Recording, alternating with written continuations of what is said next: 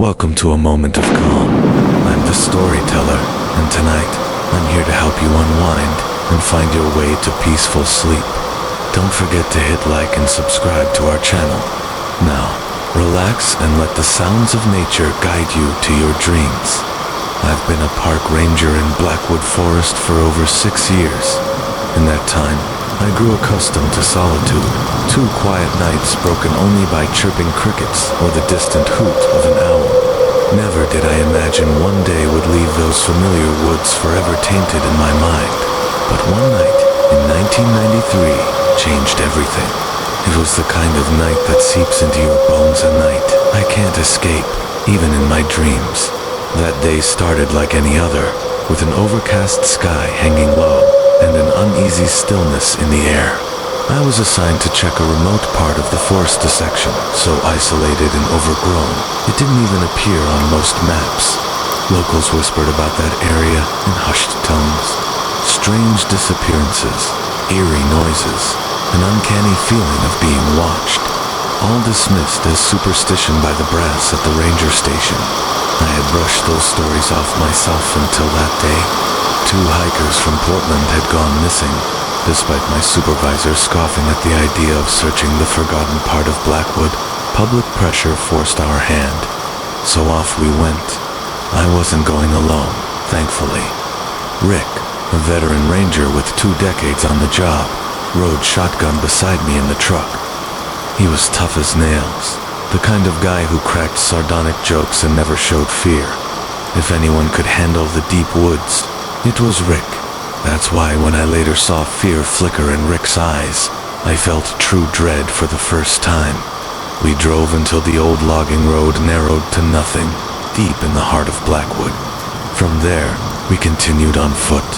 The trail, if you could even call it, that was virtually swallowed by the forest.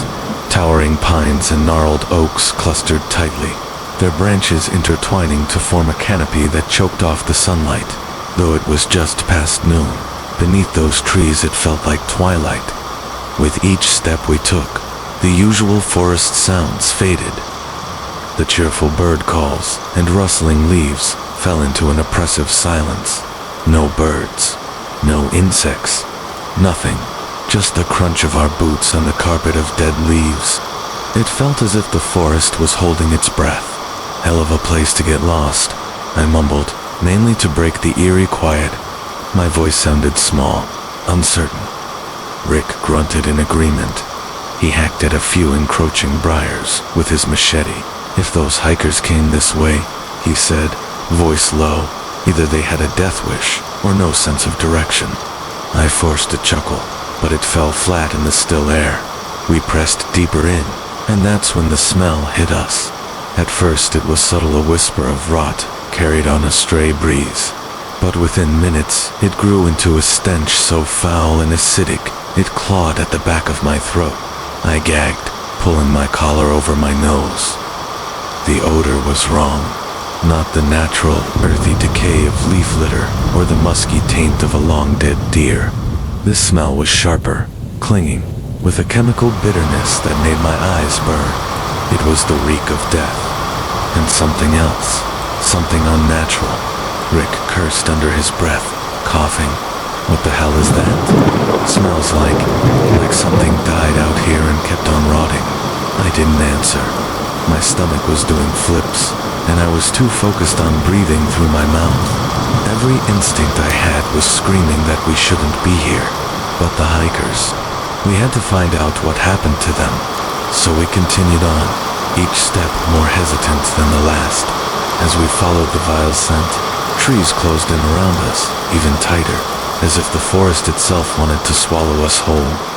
Gnarled branches reached out like skeletal arms, scratching at our sleeves and snagging on our gear. I felt an irrational urge to turn back to run like the trees were warning us, begging us not to continue. I pushed the feeling down, trying to focus. My duty was to find those hikers, or their remains.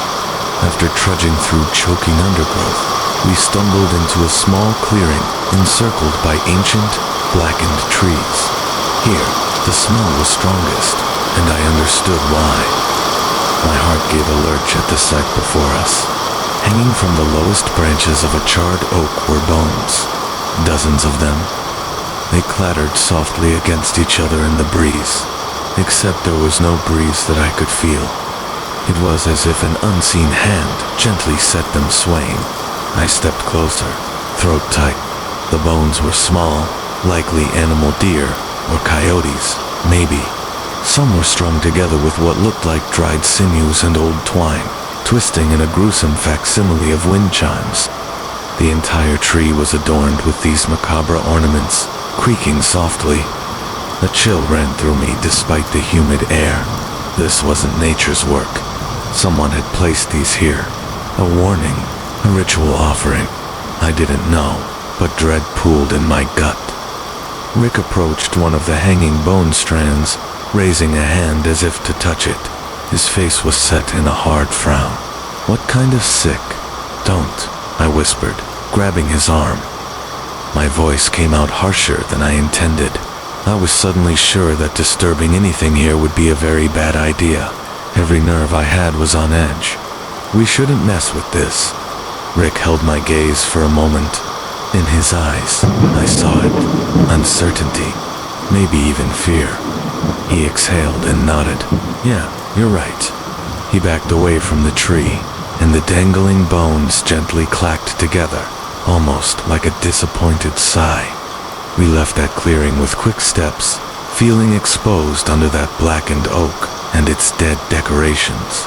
As we passed back into the dense brush, I had the unnerving sensation that we had woken something, that our trespass into this hidden grove had not gone unnoticed. My skin prickled, and I couldn't shake the thought. We had just stepped into its domain. It was uninvited and unwelcome. The forest seemed to grow even darker after that. The further we went, the thicker the canopy became, weaving a tapestry of shadow that turned the day to dusk. The silence returned, heavier than before, like an invisible weight pressing on my ears. I found myself straining to hear anything beyond our own movements. But there was nothing except the thud of my heart and the labored breath inside my head. We pushed on, following that horrific smell. Soon we found ourselves struggling through undergrowth that grabbed at our ankles. Vines and thorns coiled around fallen logs, and several times I had to catch myself as my boots snagged on hidden roots. It felt like the forest was deliberately trying to trip us, to slow our progress, to stop us. It was just past midday when we found the first body. At the edge of another small clearing, Rick, who was a few paces ahead, suddenly halted. I nearly bumped into him. I followed his gaze downward, and my heart skipped a beat. At first glance, I thought it was an animal carcass, maybe a deer that wandered too far and became a predator's meal. Bones and dried skin lay amid the ferns and dirt, but as we stepped closer, a terrible realization set in. This wasn't just an animal. The bones were far too large, and they were arranged. I felt the blood drain from my face as I took in the sight. The remains picked nearly clean of flesh had been deliberately organized. The larger bones were laid out in a spiral pattern, and smaller bones filled the gaps in intricate, almost artful placements.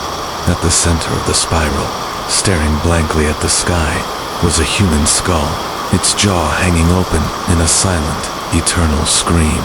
A wave of nausea rolled through me. My mind struggled to process what I was seeing. Who would do this? Or what? Rick crouched down by the morbid display, his rugged face drawn tight. He used a stick to gingerly prod one of the bones aside. "This ain't no bear or cougar," he muttered. His attempt at confidence fell flat. I could hear the unsteadiness in his voice. I swallowed, my mouth bone dry. "No animal did this," I agreed softly. "Something or someone put these here on purpose." The word purpose hung in the air like a bad omen. Rick stood up, wiping the back of his hand across his brow. I could see his jaw working as he clenched his teeth. He'd seen death in these woods before, as had I, but never anything like this. This was a message, or a ritual. Either way, it was wrong. For a long moment, We both just listened to our own breathing, staring at that spiral of bones. The forest remained deathly silent, as if even the wind was too afraid to blow. A drop of sweat trickled down my temple. I realized I had goosebumps all up my arms, despite the warm, stagnant air. "We need to keep moving," I said, barely above a whisper. I wasn't even sure why I spoke so quietly. Perhaps I subconsciously feared that something listening might hear us. Rick nodded, tearing his eyes from the skull. "Yeah? If the hikers, if they came through here, they might be further in. Let's go." But I noticed his hand as it hovered near the gun at his hip. The bravado he usually carried was gone.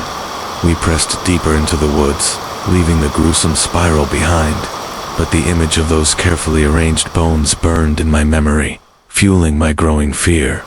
With every step, the air felt heavier, laden with the coppery stink of blood and rot. My head swam from the odor. I had to focus on steadying my breathing to keep from vomiting. It felt like the forest was saturating us with death, refusing to let us ignore the fate that had befallen whatever poor soul lay back there. The further we ventured into the forest, the more oppressive the atmosphere became. The trees loomed like dark giants, their twisted branches clawing at the sky, casting long shadows that stretched like fingers across the forest floor. Despite the late afternoon sun, the world around us felt like it was stuck in twilight. The air was thick, heavy with the scent of decay and damp earth. The further we went, the darker it seemed to get. Rick kept his pace steady, but I could feel the tension in the air. Every snap of a twig underfoot, every rustle of the leaves, made the hairs on the back of my neck stand up. Something wasn't right. The growl from earlier still echoed in my ears, lingering like a bad dream. It had felt like it came from everywhere and nowhere, reverberating through the trees. But we hadn't seen anything yet. Just the smell, the eerie silence, and the bone-chilling dread that seemed to grow with each step. We'd been walking for another half hour when I saw a flash of movement out of the corner of my eye. Something dark darted between the trees, too quick to make out fully, but the shape was unmistakable. A figure, tall, hunched, with limbs that didn't move like a human's. I froze, heart hammering in my chest. "Rick," I whispered, trying to keep my voice steady. He didn't respond immediately, and when I glanced at him, he was already looking in the same direction. His eyes narrowed, scanning the trees. "It's gone," he said finally, lowering his hand from his gun. Could have been a deer or a bear, or one of those damn coyotes. Nothing to worry about, but his voice wasn't convincing, and something in his posture told me he was just as unsettled as I was. Still, we pressed on. There was no turning back now. We had a job to do. Minutes later, we stumbled upon something that made my stomach twist into knots of blood-stained tarp. A piece of it was half buried under a patch of dead leaves, the rest tattered and shredded. I crouched down, trying to calm my racing heart as I pulled the tarp back. The smell hit me again stronger now, thicker. It was almost unbearable. And there, beneath the tarp, was the unmistakable outline of a body. I didn't need to get closer to know it was human. There were clothes, a boot, and a hand that had been carelessly discarded. The fingers splayed wide in a grotesque mockery of life. The bloodstains were fresh, but there was something off about it. It wasn't just blood. It was mixed with something else, something thick and oily, like tar. I felt bile rise in my throat, but I forced myself to look closer. That's when I saw it. The hand. It wasn't just placed there. It had been arranged. The fingers were contorted unnaturally splayed wide, and beneath them was the unmistakable mark of something that had been ripped away. "God," Rick breathed, his voice barely a whisper. He knelt next to me, his face drawn tight with disgust and fear. This wasn't just a bear attack. This wasn't just some animal. "No," I whispered back, my throat dry. "It was something else. It's too deliberate." Rick stood up quickly, scanning the trees around us. Let's go. Now, we need to report this. We've seen enough. But before we could move, there was another sound this time. A low hum. It started soft, almost like the buzzing of 1,000 insects. But it grew louder, more insistent, like the forest itself was vibrating with some unseen energy. I turned my head toward the noise. The trees seemed to sway, as though reacting to it, and the fog which had been creeping in from the edges of the clearing began to gather faster, swirling around us like it was alive. The hairs on the back of my neck prickled as the air grew heavier, colder, and more suffocating. "Rick," I began, but the words died on my tongue. The fog thickened even more, and the trees around us seemed to move, their trunks twisting in unnatural directions. The wind had picked up, but it wasn't a normal wind. It felt unnatural, as if it had a purpose. Rick's hands shot out to grab my arm. "Warren, we're not alone." The fog rolled in like a blanket, and before we could react, the growl from earlier returned closer this time, more intense, a deep, guttural sound that made my chest vibrate. My heart pounded. I turned to Rick, his face pale as he pulled his sidearm from his belt. "What the hell is that?" I asked. "I don't know," he muttered, "but it's not good." We stood frozen, staring into the thick fog, waiting for the next sound, the next movement.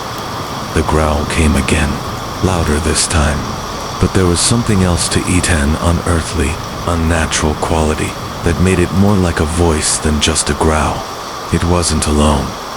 Suddenly, from the mist, two glowing eyes appeared far too large to be from any animal. They were a sickly yellow-green, like the reflection of headlights in a fog. Slowly, they moved closer, and I realized the shape of the creature wasn't like anything I had seen before. It was tall, too tall, and its limbs were long and twisted, the edges of its body flickering in and out of focus like a mirage. I froze, my breath catching in my chest. "Rick, do you see that?" Rick didn't answer. Instead, he took a slow step backward, his hand tightening around his gun. The creature's eyes glowed brighter, the mist swirling around its form. It stood completely still for a moment, its shape indistinct and shifting, and then it moved fast. Too fast. Rick fired his weapon in a flash of motion. The gunshot rang out, shattering the stillness, but it was too late. The creature was already upon us. The creature's eyes burned into the fog, glowing with an unnatural light that cut through the dense mist like twin lanterns. For a split second, time seemed to freeze. My body was frozen in place, paralyzed by the sheer terror of the thing standing before us. Rick was the first to react. His sidearm fired again, the shots ringing out in the suffocating silence, but it was like he was shooting at smoke. The creature dodged each bullet with an agility that was impossible for something its size. One moment it was standing there, an imposing silhouette in the fog, and the next, it was charging at us with terrifying speed. I didn't see it coming until it was too late. The first strike came from its massive claws, slashing across Rick's chest. Before I could even blink, the sound of tearing fabric and the sickening squelch of flesh being rent open filled the air. Rick gasped, stumbling backward, his hand instinctively going to his wound. Blood poured out in a thick stream, soaking his shirt. "Rick," I screamed, my voice cracking. Rick's face twisted in pain, his breath coming in short, ragged gasps. He tried to raise his gun again, but the creature was already on him. It lunged forward with a speed that defied its size, its claws sinking into his shoulder and sending him crashing to the ground. A gut-wrenching scream escaped his lips as the creature lifted him off the ground with ease, tossing him aside like a rag doll. I froze for a moment, my mind struggling to comprehend what I was witnessing. The thing was enormous. Its body was a grotesque combination of shadow and sinew, its limbs unnaturally long, ending in claws that gleamed like knives. Its face was only vaguely human, distorted by monstrous features. The jaws were too wide, too long, lined with rows of sharp teeth that seemed to glow in the dim light. But it was its eyes, those glowing yellow eyes, that paralyzed me. They were filled with an ancient malice, an intelligence that seemed to know exactly what we feared. Rick groaned from the ground, his body twitching. I knew I had to act, but my legs wouldn't move. I couldn't tear my gaze from the creature, from its looming form, its horrible presence. It snarled, a deep, guttural noise that shook the air around us. The fog thickened, wrapping around the creature like a shroud, as if it was feeding off the fear it caused. "Move, Warren," Rick shouted, his voice barely audible over the growl. But his warning came too late. The creature's eyes snapped to me, and in that instant, I felt its gaze pierced straight through me. It saw me. It knew me. The weight of its presence was unbearable. Instinct kicked in. I didn't think. I just ran. I turned on my heels, sprinting as fast as I could. My breath was ragged, my heart pounding in my chest like a drumbeat. The trees blurred past me as I crashed through the underbrush, dodging branches and roots. Behind me, the creature let out a low, rumbling growl, and I could hear its claws scraping against the earth as it pursued me. I didn't dare look back. I could hear it gaining on me, its footsteps too loud in the silence of the forest. I pushed harder, feeling the adrenaline flooding my system. I couldn't outrun it. I had to find a way to fight back. Suddenly, the trees ahead cleared, and I saw the old logging road stretch out in front of me. The truck was still parked at the end of it, but there was no time to reach it. Not like this. The creature was too close. The crack of branches echoed behind me, and I spun around just in time to see the creature lunging forward, its claws flashing in the dim light. I threw myself to the side, barely avoiding its strike. The creature landed with a deafening crash, its claws raking across the ground as it scrambled after me. I didn't stop to think. I ran to the truck, the key in my hand, fumbling as I tried to unlock the door. My hands were slick with sweat and shaking uncontrollably. Please, please, start, I thought desperately. The door swung open, and I jumped inside, slamming it shut. I didn't even wait for the engine to fully start before I put the truck in reverse, slamming my foot onto the gas. The tires screeched against the gravel as I tore away, the creature's screeching howl echoing through the trees behind me. I didn't know if it was still chasing me. I didn't care. I kept my foot pressed down, not slowing until the clearing was behind me. The trees thinned out, and I was on the main road again. Even then, I couldn't relax. The memory of the creature's yellow eyes, its growl still echoed in my ears. I drove faster than I ever had before, the truck bumping over the uneven road as I made my way back to the station. When I finally reached the safety of the ranger station, it was already dark, the last of the daylight swallowed by the towering trees. I slammed the truck into park, barely even registering the motion. My hands were still shaking, my whole body trembling from the fear I couldn't shake. My mind was a blur, everything about the past few hours feeling surreal. Was it real? Was any of this real? Or was I losing my mind? I pulled myself out of the truck and stumbled toward the station door, my mind still reeling from everything I had seen. Mike was inside, sitting at the desk, his eyes glancing up in surprise when I burst through the door. "Hal, what happened?" he asked, his voice thick with concern. I couldn't speak. I couldn't find the words. My mind was still back in the forest, still running, still trying to outrun that thing. The memories of the forest, the fog, the glowing eyes, they wouldn't leave me. The images were seared into my mind. Mike took one look at me and stood up, walking toward me slowly. "What happened?" he repeated. I finally managed to speak, my voice hoarse and weak. "Ichiki didn't make it. It got him. I don't know what it was, Mike, but it wasn't human. It wasn't." I couldn't finish. The words stuck in my throat. Mike's eyes flickered with confusion and fear as he scanned my face. He opened his mouth to speak, but before he could, the sound of growl code from the woods outside. My heart skipped a beat. Mike looked at me, eyes wide. What was that? I didn't have the strength to answer.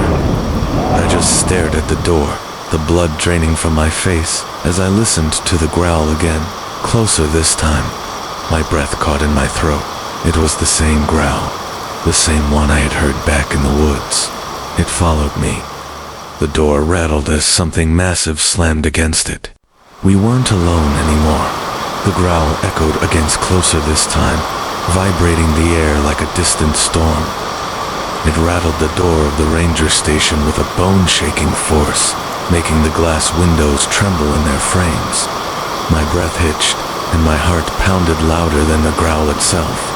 That sound, the sound of something inhuman, something alive in the darkness outside, filled me with a terror I couldn't shake. I didn't even realize I was holding my breath until I exhaled sharply, my legs shaking beneath me. It was still out there.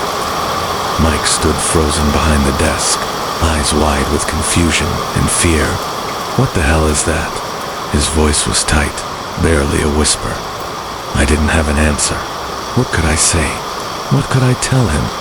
How could I explain something that defied reason, that defied everything I knew? I heard the scraping of claws against the wood, slow and deliberate, as if the creature outside was testing the door, feeling it, waiting. The sound was too close to be anything normal. It felt like the very forest itself was alive, pressing in on us.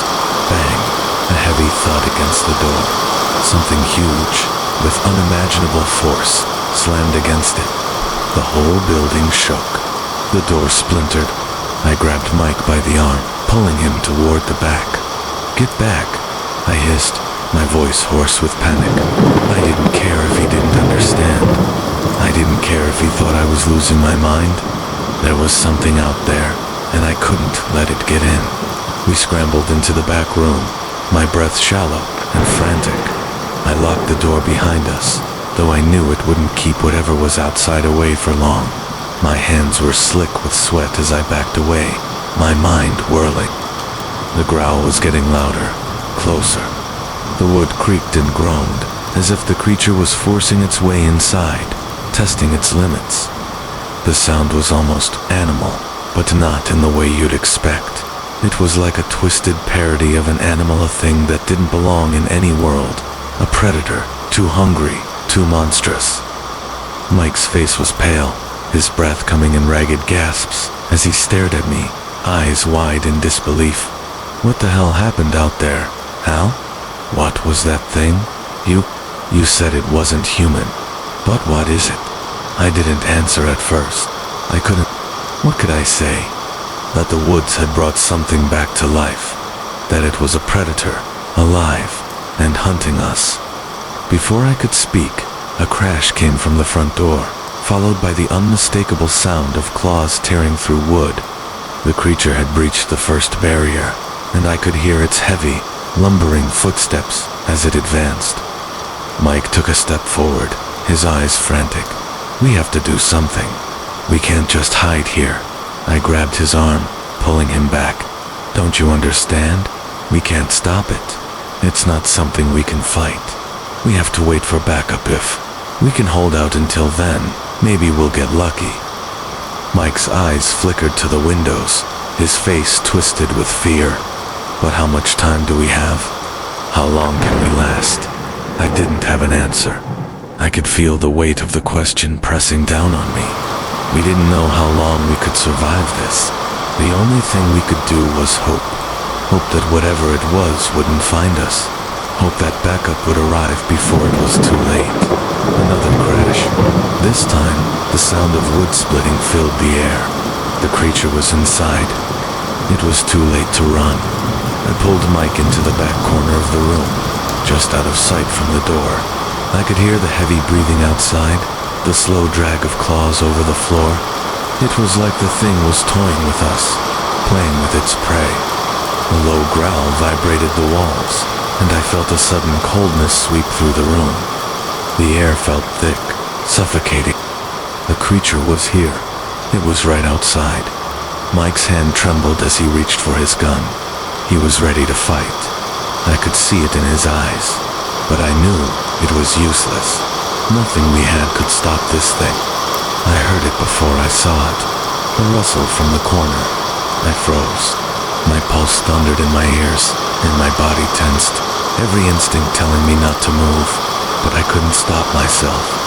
My eyes flicked to the corner of the room where the shadow had moved. There, in the low light of the back room, I saw the shape. A tall figure standing just outside the room. I could see its glowing eyes yellow, cold, and calculating, peering through the crack in the door. It wasn't just a creature. It was something older, something that had been hidden in the forest for who knows how long. And it knew we were here. I grabbed Mike's arm, pulling him to the ground. "Stay down. Don't move," I whispered, my voice barely audible. The figure stepped closer, the shadows around it swirling and shifting as if it wasn't entirely real. I could feel the darkness closing in, pressing in around us. We weren't alone anymore. We weren't the hunters. We were the hunted. The creature's growl came again, deep and resonant. It was coming closer, and there was nothing we could do to stop it. The forest had already decided. It had already marked us. And then, just as I thought it would, break through the door and end this nightmare. A sharp crack echoed from behind the creature. It froze, its glowing eyes flickering in the direction of the sound. I held my breath, praying whatever was behind it would be enough to stop the nightmare we were in. But the creature didn't move. It stayed in place, its eyes scanning the room, as though deciding whether to finish us off or let us live just a little longer. Suddenly, there was a loud thud against the wall. The creature spun around, its movement so fast I couldn't follow. It let out a deafening roar, louder than anything I had ever heard in my life. The air seemed to tremble with its fury, but as it turned away from us, the growls faded into a new sound, something more guttural, more feral. Something was coming. I didn't know what was happening outside. All I knew was that whatever had been hunting us had changed course. But for how long? How long before it came for us again? The sound of the creature's growl faded into the distance, but the air still felt charged, thick with tension. Mike and I stayed perfectly still, hardly breathing. I could feel the blood pounding in my ears, and every inch of my body was telling me to run to get out of there. But I knew better. Running would be useless. The creature was faster, stronger. It had the upper hand. The room was too quiet, too still. I could hear the sounds of the forest outside, the faint rustle of leaves, the soft swish of branches swaying in the wind. But underneath it all, there was a more disturbing sound, a low hum, almost like an ancient chant, vibrating through the walls. The walls that seemed to be closing in on us, slowly, steadily. Mike was still next to me, trembling slightly, his eyes wide with fear. His hand hovered over his gun, but he didn't move. He was as frozen as I was. We were both listening, waiting for the next move, for the next terrifying sound. The door to the back room rattled again. The creature outside wasn't gone. It was circling us, looking for a way in. My heart skipped a beat, and I found myself gripping the edge of the table, my knuckles white from the tension. Then I heard it, a soft shuffle footsteps, coming from outside the door. But it wasn't the heavy, dragging steps of the creature. It was something lighter, more deliberate, and there was more than one of them. Mike's eyes met mine, a silent understanding passing between us. We weren't alone. I motioned for him to stay quiet and reached for the flashlight in my pack. Slowly, carefully, I turned it on and shone the beam through the small gap in the wall. The light cut through the thick fog, illuminating a dark shape standing outside. It wasn't just a creature. It was another figure, standing still, watching. It was human, or at least it looked human at first glance. The figure was cloaked in dark robes, its face hidden in the shadows. I couldn't make out the features, but I could see its eyes, those same glowing yellow eyes, staring back at me. My breath hitched. The presence of the creature was still overpowering, but now there was something else, something worse. This figure wasn't just another animal. It was something otherworldly, something that didn't belong to this world. I motioned for Mike to stay down, but it was too late.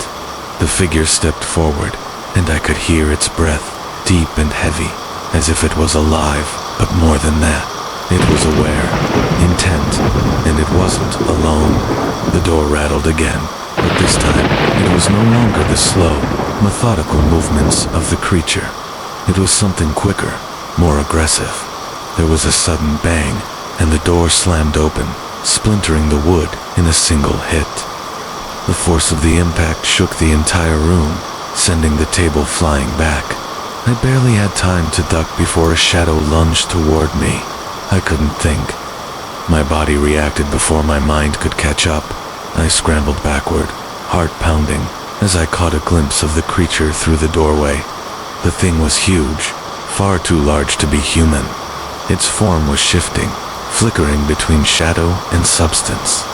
I saw its elongated limbs, its hands too many fingers, too long tipped with claws that gleamed in the dim light. The creature's face, if it could even be called, that was twisted, almost melted, with features that didn't belong to any earthly creature. And its eyes, those terrible, glowing eyes locked onto me, and I felt a rush of pure terror flood through my veins. "Mike, get back," I shouted, but my voice was drowned out by the growl that tore through the air like a lion's roar. Mike's gun fired, but the bullet went straight through the creature, as if it were made of smoke. There was no blood, no wound. It didn't even flinch. It just kept coming. I couldn't think. I couldn't breathe. The creature lunged at Mike first, its claws swiping through the air in a blur of motion. Mike barely had time to react. It knocked him aside like a rag doll, sending him crashing into the wall with a sickening thud. The sound of bones snapping filled the air. I couldn't stay.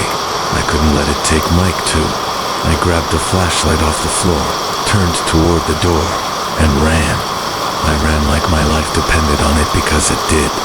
But before I could make it halfway down the hall, I heard it again, the growl, closer now, vibrating through the floorboards beneath me. I didn't dare look back. I kept running, adrenaline flooding my body, making my legs move faster, pushing me toward the only exit. The door to the outside was just ahead. I reached it, yanked it open, and almost stumbled outside into the cold night air. But as I stepped into the clearing, I felt a sharp pain in my chest, like an invisible hand grabbing hold of me. I looked around. There, standing at the edge of the station grounds, was the Watcher. Its form flickered again, its glowing eyes gleaming in the darkness, and around it, the creature. The sight of the Watcher froze me in place. It wasn't just a figure. It was something other, something far beyond human understanding. Its presence filled the air, a palpable weight that pressed against my chest. The creature, the thing I had been running from, was only an extension of this force.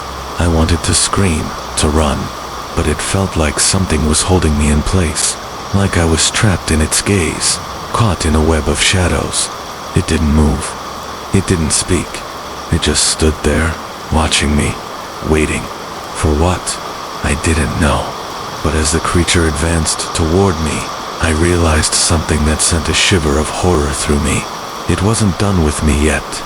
I stood there, frozen in the grip of an icy terror, staring at the Watcher. Its presence seemed to warp the air around it, like the darkness itself was being drawn toward it. It wasn't just the creature chasing meat, it was something worse. The Watcher was the source. The creature was a servant. The thought clawed at the edges of my mind, but it made sense in a way I couldn't fully comprehend. I was never meant to be here. The Watcher had been waiting for me, for us, for anyone foolish enough to trespass. The air felt thick, as if the very forest was closing in on me.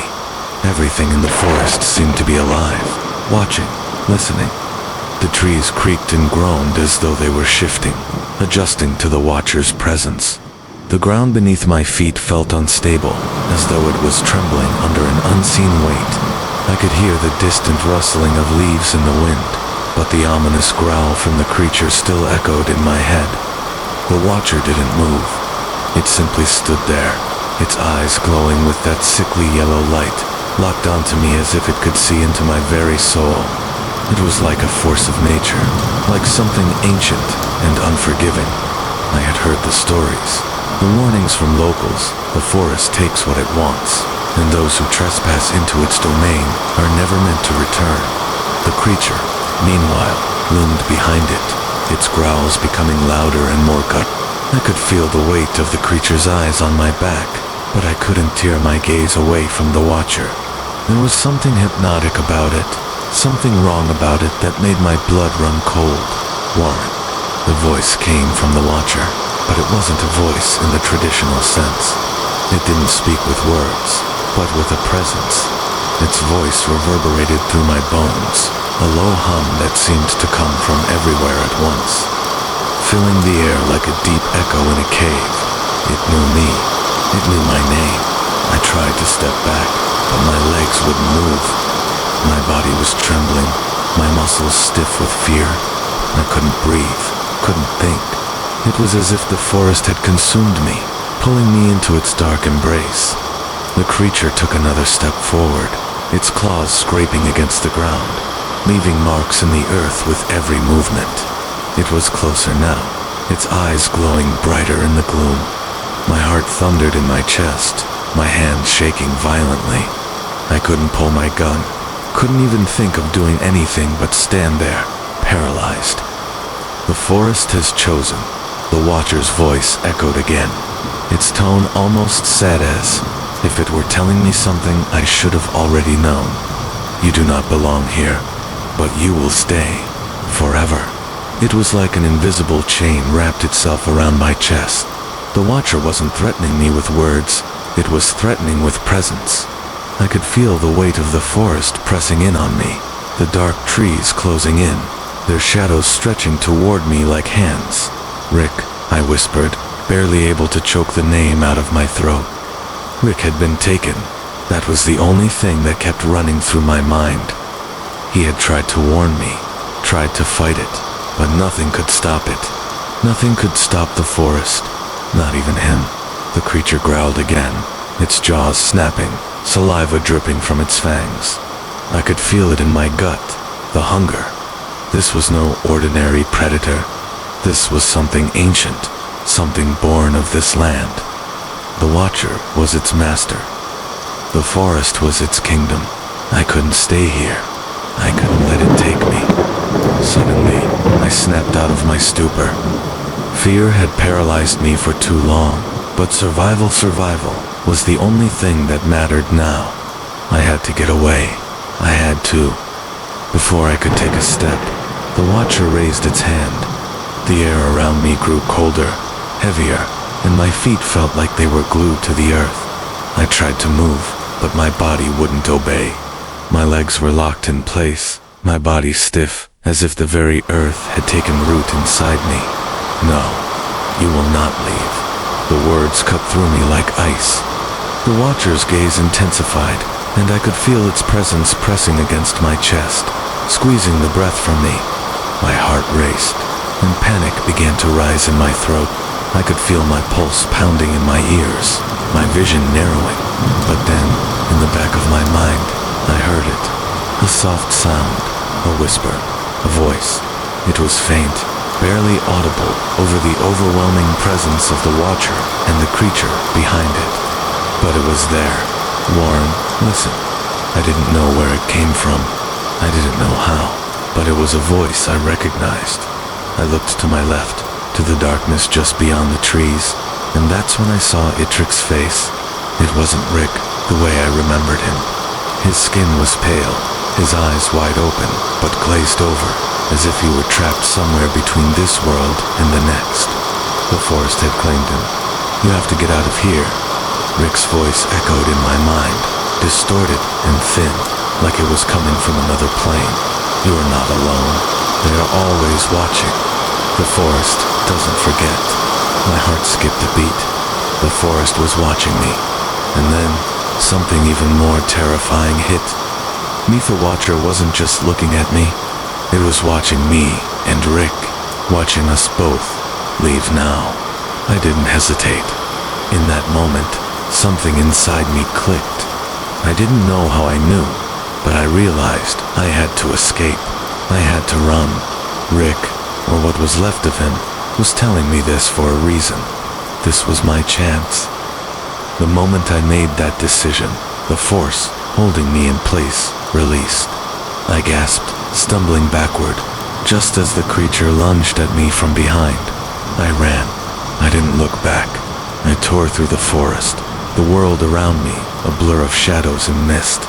Branches whipped at my face, and roots tripped me up as I stumbled through the underbrush.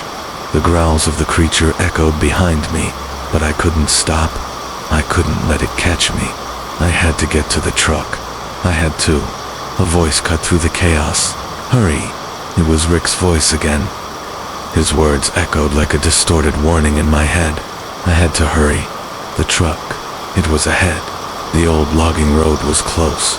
I could see the opening in the trees just ahead.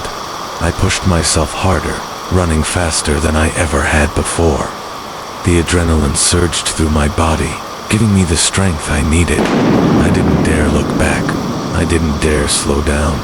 But then, the air grew still. The growling stopped. The only sound was the pounding of my heart in my ears. I reached the logging road. I wasn't alone anymore. I burst into the clearing, gasping for air, my legs burning from the desperate sprint. The truck was ahead just a few more steps, and I could escape this nightmare. I could feel it. The cold air hit me with each breath, but there was something else, something worse. It was silent, too silent. The growls had stopped, the crashing, the screams, all of it gone. For a moment, I thought the creature had given up, but deep down, I knew the truth. It wasn't over. I could still feel its presence, lurking just beyond the trees, watching, waiting. I reached the truck, my hands trembling as I fumbled with the keys, trying to force the door open. The fear, it was choking me now, thick and suffocating. My vision blurred with panic. I could barely get the keys into the ignition. My fingers slipped, my hands slick with sweat. Come on, come on. The door creaked open, and I dove inside, slamming the door behind me. The engine roared to life on the second try, but I didn't wait for the truck to fully warm up. I slammed it into drive, my heart racing as I floored the pedal, tires spinning on the gravel before they found purchase. The truck lurched forward, tearing down the road, but something wasn't right. The path I had taken looked different. The trees were too close, the shadows too thick. The fog, which had lifted momentarily, was creeping back in, thick and fast, swallowing the truck in its suffocating embrace. The road ahead seemed to stretch and warp, winding impossibly, as though the forest itself was changing. I wasn't just driving through the woods anymore. I was driving through a dream, a nightmare. The edges of my vision blurred. The trees seemed to lean in toward the truck, their branches like skeletal hands, reaching, twisting.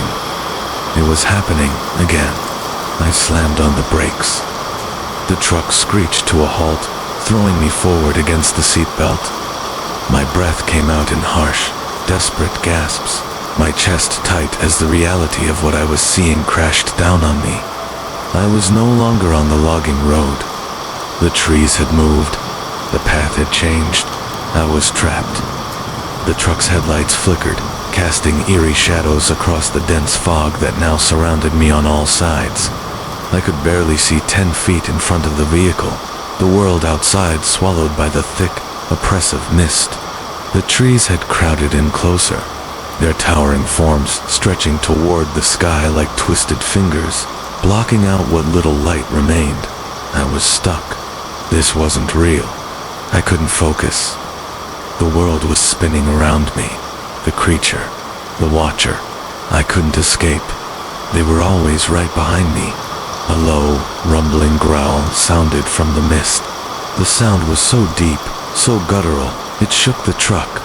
I turned, my body stiff, heart racing as I tried to see through the fog. Their movement. Shadows flickered in the mist, and I saw it again. That shape. It was huge, too huge. The creature. The thing that had been hunting us, that had killed Rick. I wasn't alone. It was right there. I tried to start the truck again, but the engine sputtered. It coughed and died. The headlights flickered out. The world around me was consumed by the fog and the growls. It was closing in. I couldn't breathe. My heart thundered in my chest, the panic rising like a tidal wave. The truck wasn't starting.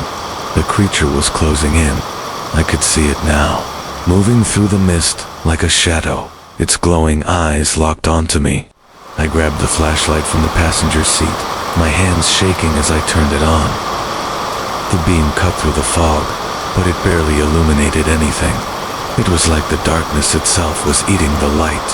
I didn't know how much time passed. I could hear the heavy footsteps coming closer, the claws scraping the dirt as the creature approached. I had nowhere to go. The truck was stuck. I had no way out. But then, from the corner of my eye, I saw something. A figure. Not the creature. Not the watcher. A person. At first, I thought it was Rick. My heart skipped a beat. But then I realized this figure wasn't Rick. It was someone else. Someone wearing a dark cloak, their face hidden in shadows, their eyes glowing yellow. I could feel my breath catch in my throat as the figure slowly stepped forward, a presence that seemed to shift and warp the world around it. It didn't move like a human. It was almost fluid, as if it didn't belong in this world at all. The creature was now just a few feet away, its growl shaking the truck. But the figure stepped forward, completely calm, as though it were in control. It stopped in front of the truck, standing just beyond the reach of my flashlight. Its gaze locked onto me. I felt it. Something ancient. Something older than the forest itself. And then, without warning, the figure spoke. "You've awakened it." The voice wasn't just a sound. It was like the words were coming from everywhere, vibrating in the very air around me. It wasn't human. It wasn't even alive. It was something else. Something that had existed before. "You've brought it back." The voice continued, colder, harder. "The forest is awakening, and now you will become a part of it." I wanted to scream, to run, but my body wouldn't move. The truck was locked in place, and I could feel the weight of something ancient pressing down on me, choking the very air. A chill settled in my bones as the creature finally emerged from the mist. It stood towering over me, its form flickering in and out of existence, the shadows swallowing its body. Its eyes gleamed in the dim light, glowing brighter and brighter, drawing closer. It sniffed the air, its jaw snapping open, revealing rows of teeth that looked far too sharp, far too unnatural, and just as I thought it would lunge at me, it stopped. The figure in front of me raised its hand, and the creature halted, bowing its head in deference. "You are marked, Warren Whitman." The words weren't spoken with malice. They were simply a fact, and I realized in that moment I was already lost. The creature loomed over me, its massive form flickering between shadow and substance. Its glowing eyes fixated on me with an intelligence that felt both predatory and ancient. It wasn't just an animal, it was something other, something that should not exist in this world. Its eyes gleamed with a hunger, not just for flesh, but for something deeper, something spiritual. I felt the weight of its gaze, and in that instant, I knew it was not just hunting me for food. No, it was here for something much worse, something more personal. It was here because it needed me. The figure in front of me, the watcher, hadn't moved, its gaze fixed on the creature that stood motionless before it. The watcher seemed to control it, to command it, as though it were merely an extension of its will. But then, its cold eyes turned back, toward me. "It is too late." The voice of the watcher echoed, reverberating in the air around me. It was low and slow, full of a chilling, unsettling finality. The words sank into my chest, heavy and suffocating. You cannot escape what you have awakened. The weight of those words crushed me. My mind screamed in protest. I had come here to save the hikers, to find Rick, but now I realized the truth. This wasn't just an isolated incident. The creature, the Watcher, this forest, it was all part of something ancient, a force that had existed long before humans had ever stepped foot in Blackwood. I staggered backward, trying to gather my bearings. But the creature was still there, its glowing eyes fixed on me, its growl reverberating in my chest. I could feel its hunger, its predatory nature seeping into the very air. But even as I tried to move, I knew it was useless. The fog had thickened, swirling around us like a living thing, a tangible presence that made it impossible to see beyond a few feet. It was as if the forest itself was closing in on me, suffocating me. The Watcher didn't move. It just watched me, its face hidden beneath the hood of its cloak, its eyes glowing in the dark. It wasn't human. Nothing about it was human. The very presence of the Watcher seemed to warp the space around it, bending reality itself. The creature, still standing just beyond it, growled softly. But there was something else in its stance now, something that wasn't just predatory. It was waiting. Suddenly, I felt it. A shift in the air. A change that went beyond the physical. The creature wasn't alone. I could feel it now, more of them. More shapes, more shadows moving in the mist. The trees had become almost alive, their trunks bending unnaturally toward us, their branches stretching toward the sky, their roots shifting beneath the ground. My body went rigid. The forest was closing in. The Watcher's voice cut through the thick silence, smooth and cold. You have come too far, Warren Whitman. I swallowed hard, trying to steady my breathing. What are you? What is this place? My voice barely escaped, strained and raw from fear. The Watcher's eyes gleamed, glowing with an unnatural light. There was no anger in its gaze, no malice, just a cold, detached observation. This is the forest's will. The trees, the creatures, the very land you walk on. It is all bound to the same ancient force. It has existed long before your kind ever set foot here. It will exist long after you are gone. I took another step back, my mind racing. The words of the Watcher echoed in my head, but they made no sense. This wasn't just some forgotten stretch of forest. This wasn't some isolated area filled with strange wildlife. This was something older, something that existed before the forest was even a forest. My heart raced as the realization hit me. I wasn't just a visitor here. The forest wasn't just a location. It wasn't just a piece of land or nature. It was alive, and it had been waiting for me. The growl of the creature was suddenly louder, more insistent. I looked toward it, and for the first time, I saw its massive limbs twitch, its form shifting in the fog. The Watcher raised its hand, and the creature stilled. It wasn't bound by any physical force.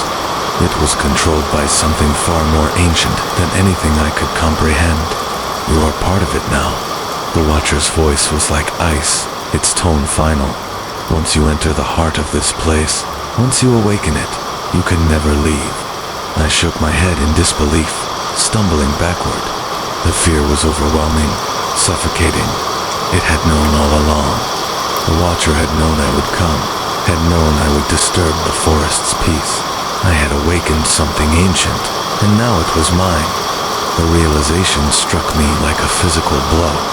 The fog began to swirl around my feet, thickening, becoming more tangible, almost like the ground beneath me was moving. The trees creaked and groaned, their roots snaking deeper into the earth, pulling me closer to something far worse than just the creature and the Watcher. No, I whispered, shaking my head. I didn't mean to. I didn't know. The creature snarled, stepping forward again. its yellow eyes burning brighter as it advanced. My body screamed at me to run, but my feet were frozen to the spot. I couldn't move. My body wasn't responding. It was as if the forest itself had wrapped its roots around me, binding me to the ground. "Run, Warren." The voice came again, and this time, I recognized it. It was Rick. The ghostly voice echoed from somewhere in the fog, distant, almost too faint to hear. Rick. My body jerked as if waking from a dream. The fog around me shifted, and for a moment, I could see Rick standing in the shadows, his form barely visible, his eyes wide with terror. "It's not too late. You can still fight it." I stumbled forward, my heart pounding, and I reached out. But Rick's figure vanished as quickly as it had appeared, leaving me alone once more. The forest pressed in even tighter, the trees groaning under an unseen weight. I had to get out. I had to escape. I turned toward the truck, but before I could take a single step, the ground beneath me trembled. The forest itself seemed to groan, and the creature, the one I had been trying to outrun, was suddenly in front of me. Its massive, shadowy form loomed, its glowing eyes boring into mine. This wasn't the end. It was only the beginning. The creature stood before me, its hulking form flickering in and out of existence in the thick mist, its yellow eyes blazing with a predatory intensity. The air around it seemed to shimmer with an unnatural energy, its growls vibrating through the ground beneath me, shaking the very earth. It was as if the creature was not just a part of the forest, but an embodiment of its hunger, a primal force that had been dormant for ages, now awakened. I tried to move, tried to force my legs to run, but my body refused. It was as if the forest had swallowed my will, had trapped me in its grasp. I was paralyzed, trapped in place by an unseen force, my breath shallow, my heart pounding in my chest. The watcher stood behind me, its gaze never leaving me, a silent observer to the inevitable. I felt the weight of the creature's gaze, felt the suffocating darkness pressing in from every side. The forest was no longer just a place. It was alive. It had always been alive. And now, the creature and the watcher were forcing me to face the true cost of disturbing this ancient land. "You are not meant to leave, Warren Whitman." The watcher's voice echoed in my mind, distant but clear, as if it was coming from all around me. Its tone wasn't hostile, it was final. "The forest has claimed you." I didn't understand. How could this be happening? How could this forest, this place, hold such power over me? I had only come here to do my job. I hadn't known what I was waking up. The creature snarled, its claws scraping against the ground, a low, guttural sound that echoed through the fog. I couldn't move, couldn't react. My whole body was frozen in place, and yet I could feel it, the pull, the call of the forest. It was as if the trees themselves were trying to drag me into the earth, to consume me. Every breath I took felt like it might be my last. The very air around me felt thick and oppressive, choking out any hope of escape. I closed my eyes for a moment, but the darkness behind my eyelids wasn't the peace I expected. No, it was the forest. It was in my mind now. The trees were whispering, the branches bending and creaking with a voice I couldn't understand. They were pulling me toward something deeper, something older, something that wanted me. The low growl of the creature pierced the silence again, and I forced my eyes open, desperately looking for a way out. But there was nothing. The forest was too close. The fog was too thick. I was trapped in the middle of it all, lost, helpless. And then I heard it, a whisper. It wasn't the creature. It wasn't the watcher. It was Rick. "Run." The word cut through me like a knife. It was weak, faint, but it was real. It was Rick's voice. He was out there. I didn't know how, but I knew that it was him. "You can still escape." His voice was almost drowned out by the growls of the creature, but it was there. He was trying to reach me. I didn't hesitate. I didn't care how it happened or why it was happening. I just knew I had to go. I had to get out of here. The moment the thought crossed my mind, my body responded. The paralysis that had held me down snapped like a thread, and I was on my feet, running for my life.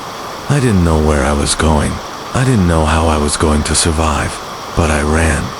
The mist swirled around me. The trees seemed to move, blocking my way at every turn. But I pushed through it all. I couldn't stop. Not until I was out. Not until I was free.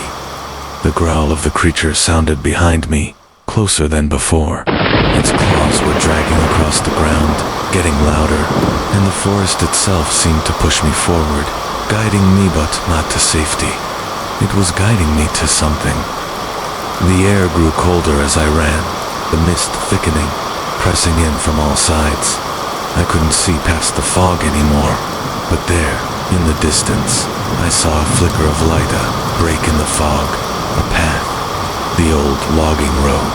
I could feel it. The forest was drawing me in, but I wasn't going to stop. Not now. Not after everything. I reached the edge of the road, and the moment my foot hit the gravel, I heard it. A scream. Rick. It wasn't a shout. It wasn't a cry for help. It was a horrible, guttural scream of pain, of agony. And then, suddenly, it stopped. The forest fell completely silent. I turned, my heart racing, and there, at the edge of the trees, I saw the shape. It was Rick, but not like he was before.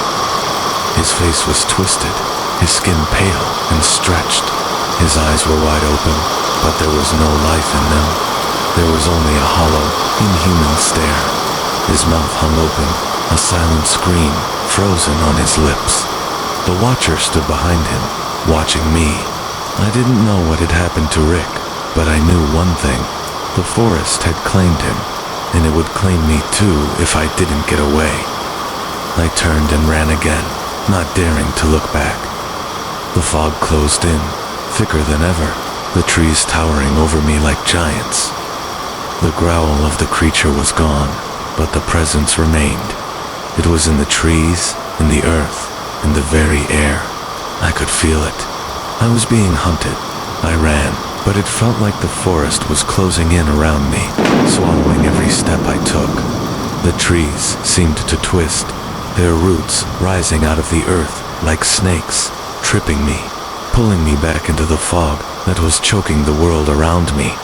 The light from the truck's headlights was a distant memory now, swallowed by the fog and the darkness of the forest. I was alone, lost in the heart of Blackwood, and I could feel it. The forest was alive, and it was coming for me. The growl of the creature was distant now, but I could still feel its presence, its hunger, like a shadow hovering just behind me, waiting for me to slow down. I couldn't stop running. I couldn't afford to.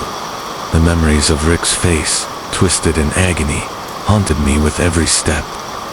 The forest had claimed him, and if I didn't get away, it would claim me too. The air grew colder, the fog thicker, and the sound of the forest around me turned from silent to unnatural. The wind picked up, but it wasn't a normal wind. It was sharp, biting, like it had a life of its own. Every branch that scraped against my arms, every snap of a twig beneath my boots, felt like an assault. The trees weren't just moving, they were reacting, reaching out to stop me. It was as if the forest knew my every move, as if it could hear my heart pounding in my chest, feel my fear, and then it happened. The ground beneath me shifted.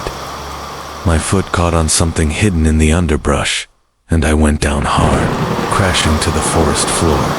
I gasped for air, the impact leaving me breathless, but before I could even think about standing, I felt it. The tug.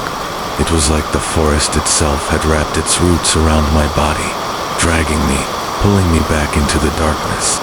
I tried to scream, but the air was sucked from my lungs, replaced by the damp, fetid smell of decay. The roots were twisting around my legs, my arms binding me tighter, dragging me deeper into the undergrowth. I kicked, I fought, but it was no use. The trees were alive, and they were pulling me down. The ground around me trembled, as the trees groaned in unison, their roots tightening around me like a vice. I couldn't breathe, couldn't move. My heart pounded in my chest, but it felt like my body was no longer mine, like I was just another piece of the forest, caught in its grip, about to be consumed. And then I heard Ither growl. It was low at first, but growing louder with each passing second, rising from the depths of the forest. My body went cold with dread as I realized that the creature wasn't just hunting me, it was coming for me. It was closing in. The trees around me creaked, and I could hear the heavy footsteps, those massive claws scraping against the earth as it drew closer. I couldn't see it, couldn't move, but I could feel its presence, its eyes. Those glowing yellow eyes were on me. I tried to scream, tried to fight against the roots that were holding me down, but it was too late. And then I saw it. The shadow in the mist, too large to be human, too unnatural to be real. The creature moved slowly toward me, its glowing eyes fixed on me with terrifying intelligence. Its massive claws scraped the ground, each step sending a ripple through the forest floor. I was paralyzed, unable to move, unable to breathe. The creature reached out a massive claw, swiping at the roots holding me down. It was like it was working in tandem with the forest, its movements synchronized with the very earth beneath me. The roots retreated slightly, but just enough to free my legs. I tried to scramble away, but it was already too close. I felt its presence before I saw Ith the Watcher. The figure was standing in the mist, its glowing yellow eyes fixed on me, its form a dark silhouette against the shifting fog. It wasn't human. It wasn't alive. It was something else, something ancient and powerful. You cannot escape.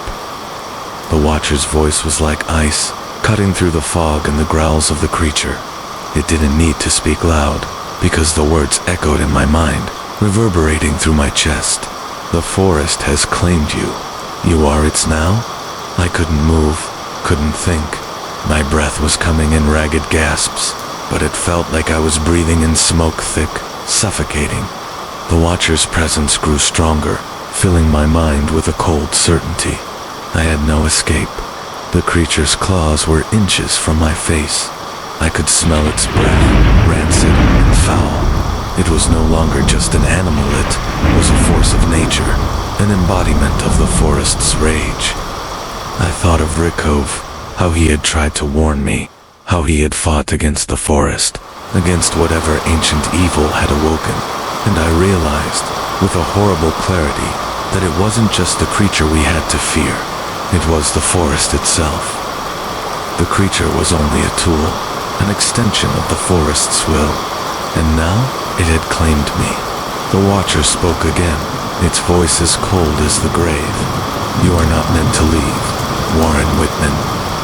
I closed my eyes, feeling the weight of those words sink into my chest. I had come here to find answers, to solve a mystery, to save lives. But in the end, the forest had taken what it wanted. It always had. And now, it was my turn. The air around me was suffocating, thick with the presence of the Watcher and the creature that loomed just beyond. Every muscle in my body screamed for me to run, but I knew it was futile. The forest had already claimed me. The ancient power that pulsed through the ground, the trees, the very air, was now a part of me. A force I could neither fight nor escape. I could feel it deep in my bones. The Watcher's cold eyes bore into me, its gaze like ice, stripping me bare, laying my every thought and fear open before it. You cannot escape. The Watcher's voice echoed through the fog, its words vibrating in my chest. It wasn't just speaking, it was commanding, and I had no choice but to listen. I was caught, a fly in the web of the forest's dark will. The creature's growl rumbled through the earth, sending a shiver down my spine. I didn't dare move, my legs frozen in place by the forest's grasp. And yet I could feel the pull toward the creature, the Watcher, the forest itself.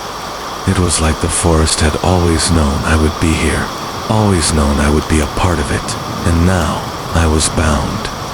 The forest didn't just want me, it needed me. I could hear the distant sounds of branches breaking, the rhythmic swish of the creature's claws dragging across the ground. It was closing in. Its hunger filled the air, thick and suffocating. The watcher's form flickered in the mist, its figure barely visible, its eyes gleaming like twin lanterns in the fog. And behind it, the trees seemed to move, bending, twisting, reaching toward me. The forest was waking up, and I was the reason. You are part of it now. The watcher's voice resonated, and for the first time, it wasn't just an echo. It was a truth I couldn't deny. The forest will never release you. You are its... I felt my breath catch in my throat. It wasn't just the creature I had to fear. It was the entire forest, and I had woken something that was far beyond my understanding. The trees shifted, their shadows creeping toward me, stretching unnaturally long. The very ground beneath me seemed to thrum with life, its roots twisting through the earth, drawing me deeper into the forest. I could feel the energy coursing beneath my feet, the weight of it pressing against my chest. It was like the forest was alive, and it was using me, pulling me into its heart. I tried to move, tried to step back, but my body wouldn't obey. My feet were rooted to the ground. The forest had claimed me, and I could feel it pulling me closer, dragging me toward the creature and the watcher. There was no escape. I thought of Rick, of how he had tried to fight it, of how he had been consumed by this ancient force, this hunger of the forest. And then, a horrifying thought crossed my mind. Was this my fate? Was this what had happened to him? Had he been swallowed by the forest, just like I was about to be? The growl from the creature intensified, louder, deeper. It was moving toward me, its claws scraping against the earth, its eyes glowing brighter in the darkness. I could feel its presence, its energy, like a shadow creeping up behind me, just waiting to consume me whole. The watcher raised its hand, and in that moment, the creature froze. Its growl softened into a low rumble, like a wolf waiting for its command. The watcher's eyes never left me, its gaze like a weight pressing down on my soul. You will join us? The watcher's words were final, cold. The forest has claimed you, and now you will be a part of it, forever. I couldn't fight it. I couldn't resist. The fear was too overwhelming. The forest was in my bones, in my soul. I could feel the roots reaching out, twisting through the ground, pulling me deeper into the earth. And then, a voice, Rick's voice, whispered in my ear, faint but clear. You can still fight it. You can still escape. I looked around, but I couldn't see him. The fog had thickened, and the forest had closed in around me. Was I hearing things? Was I losing my mind? The watcher's eyes gleamed with malice. You are part of it now. There is no escape. Its voice wasn't just a command anymore. It was a truth, an inescapable reality. It was in control. But then, something shifted in the air. The ground trembled beneath me. The trees seemed to sway, their limbs twisting and creaking in an unnatural rhythm. The creature behind me stirred, but the watcher raised its hand, and for a moment, everything stopped. The fog parted. I could see a path, a way out. It was faint, but it was there. The trees had parted, and I could see the faint glow of the truck's headlights in the distance. My heart skipped a beat. I didn't hesitate. I didn't question it. The path was open. I ran. I didn't look back. I didn't care about the creature, the watcher, or the forest anymore. I just ran, as fast as my legs would carry me. The trees around me seemed to move, to shift, but the path was clear. The truck was within reach. I could see it. I could almost touch it. But before I reached it, I heard the scream, Rick. It was raw, a sound so full of pain and desperation that it cut through the air like a blade. It was the scream of someone trapped, of someone who had been lost to the forest, just like I had been. The truck was close, but the forest wouldn't let me go. The creature roared behind me, and the ground shook once more. I was not free. The forest had claimed me, and it wasn't letting go. I kept running, but it felt like the forest itself was pulling me back, drawing me deeper into its dark heart. The path I had once thought clear twisted and shifted, turning into a labyrinth of roots and shadows. Each step felt like the earth beneath me was pulling me down, dragging me deeper into its grasp. The trees stretched higher, their branches twisting in unnatural shapes, as if they were closing in on me. I couldn't escape. The truck was ahead, just a few more steps. I could almost hear the engine running, its familiar hum promising safety. But with each step, the distance between me and the truck seemed to grow longer. The fog was thickening, swirling around me like a living thing, wrapping itself around my legs, pulling at me. I stumbled, gasping for breath, but I didn't stop. I couldn't stop. Not now. The creature's growl reverberated in the distance. Its voice echoed, deeper and more guttural than before, as if it was calling for me, as if it knew I couldn't escape. Its growl was closer, filling the air with the promise of destruction. I had to reach the truck.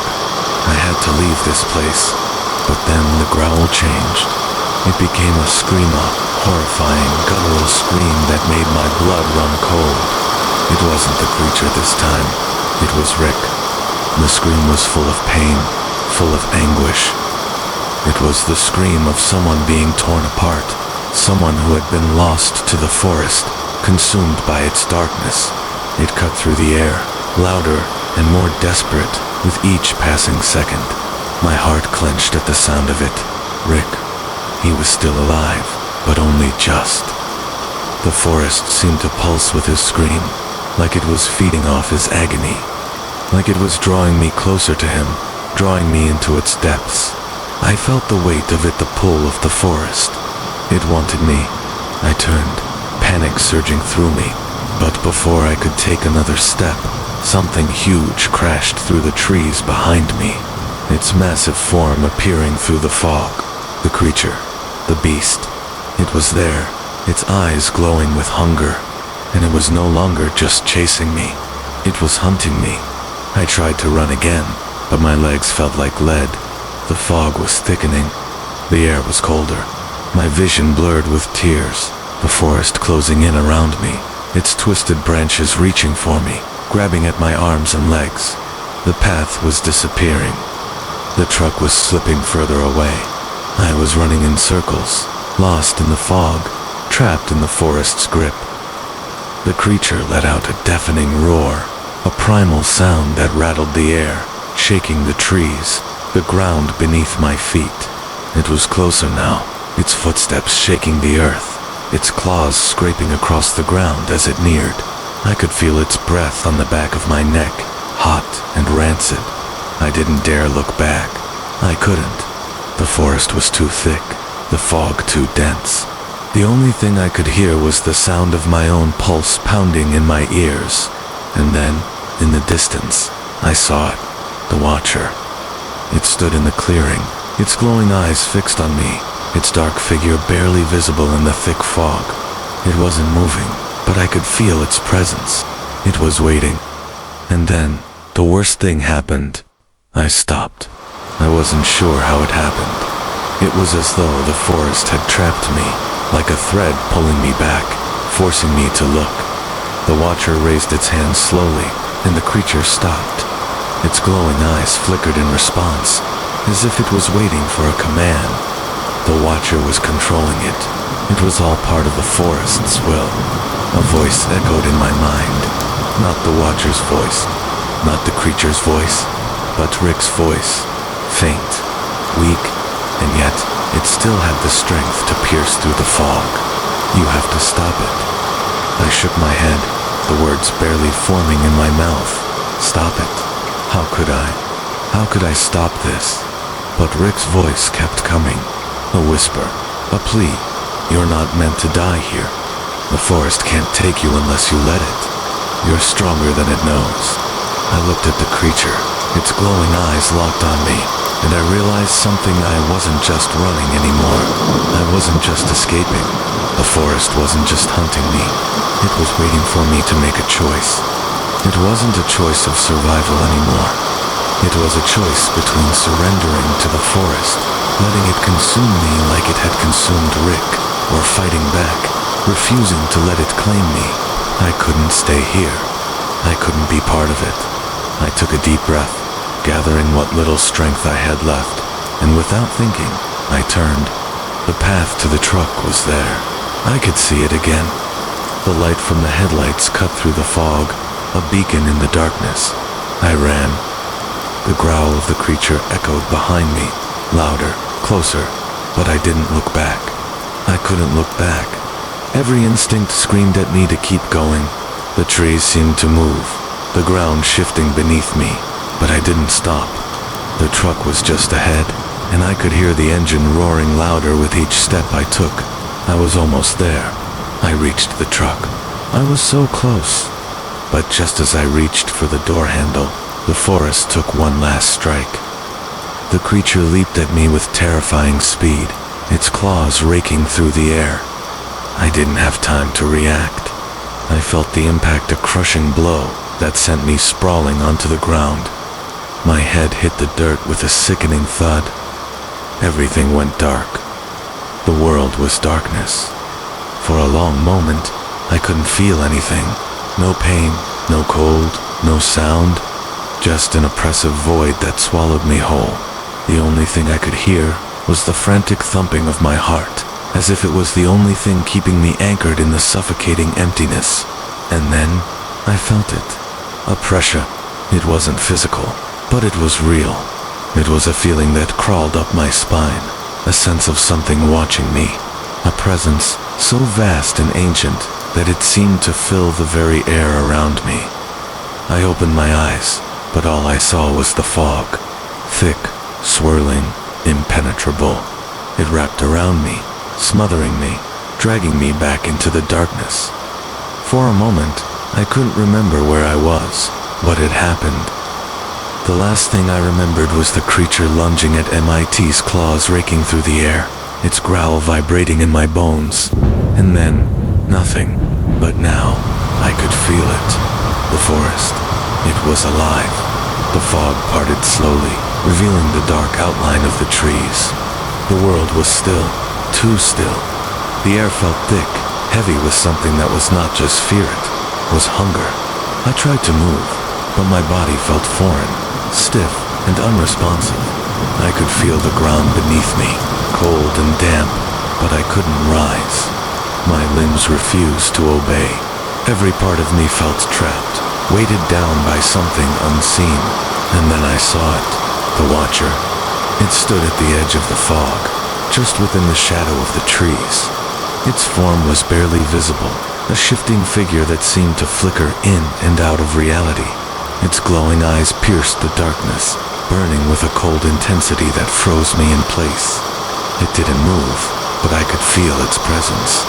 It was watching me, and the creature, the beast I had run from it, was there too, just beyond the Watcher, hidden in the mist, its yellow eyes glowing with an insatiable hunger. It was waiting for me. The weight of it crushed me, suffocating me. I couldn't breathe. I couldn't escape. I had thought I had run, that I had left it behind, but the forest was a living thing. It had drawn me in, and now there was nowhere to go. A voice, Rick's voice, echoed in my mind again. You have to wake up. I tried to respond, to scream, but my throat was dry, my voice stolen. Ricky had been here. He had been taken by this place, and now I could feel it. I was next. You are one with the forest now. The Watcher's voice echoed around me. Its words were calm, but there was no comfort in them. They were final. I was already claimed. The creature took a step forward, its eyes never leaving me. Its massive form shifted in the fog, its limbs moving like smoke. It wasn't bound by the laws of nature. Its very existence was a violation of them. It didn't belong here. It wasn't supposed to be real. And yet, it was. The Watcher's eyes flickered toward the creature, then back to me. The air seemed to grow colder, heavier. I could feel the earth beneath me vibrate, the roots of the trees twisting deeper into the ground, reaching for me, pulling me in. The creature's growl reverberated in my bones, vibrating through the very ground beneath me. You will stay. The Watcher spoke the words like a sentence, a decree. The forest has claimed you. There is no escape. I tried to scream, to move, but my body wouldn't obey.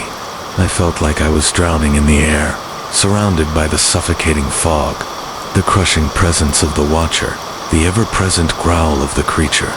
And then, in the midst of the growing terror, something changed. I didn't know how, but the fog around me started to shift. The world felt like it was being pulled apart.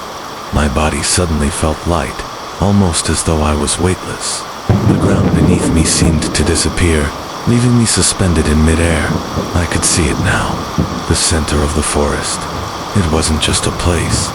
It was alive, a pulsating heart that beat through the roots and trees, the very essence of the forest itself.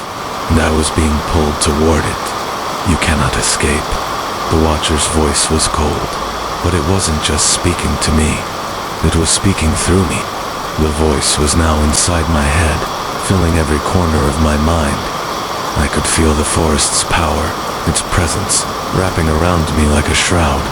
But this time, something inside me shifted. A spark of defiance of humanity flared within me. No, I wouldn't let it take me. I wouldn't become part of this place. With every ounce of strength I had left, I forced my limbs to move. I pushed myself upward, fighting against the weight of the fog, the pull of the forest. It was like swimming against a tide, but I didn't care. I couldn't stay here. I couldn't let it consume me. The Watcher didn't move. Its gaze was still fixed on me, but it didn't stop me. The creature's growl filled the air again, and I felt the ground tremble beneath me. But I kept moving. I forced my body to stand, to push through the fog, to fight against the forest's pull. I didn't look back. I couldn't. With each step I took, the fog seemed to retreat slightly, as though it was losing its grip on me. The trees, the mist, the shadows, they were fading, giving way to the light of the truck, to the path ahead. I could see it now, the clearing the road. The truck. I was close. And then, as if to stop me one final time, the creature appeared in front of me, its massive form blocking the way. It let out a deafening roar, its jaws snapping open, its claws slashing through the air. I had no choice. There was nothing left to do but run. The creature lunged at me, but I was faster now. I pushed past it, my body moving on instinct, the world a blur around me. The truck was within reach. I reached for the door handle, my fingers trembling, but this time the door was open. I didn't hesitate. I threw myself into the truck, slamming the door shut behind me. Without thinking, I slammed the truck into gear, floored the pedal, and sped down the road. The fog and the creature were behind me, but I knew it wouldn't be over. Not yet. The forest had claimed me once, but I wasn't going to let it win. I drove like a man possessed, the truck's engine roaring in protest as I pushed it harder than I ever had. The fog still clung to the road like a living thing, wrapping around the truck and swallowing everything in its path. The trees loomed, their twisted branches casting distorted shadows over the road.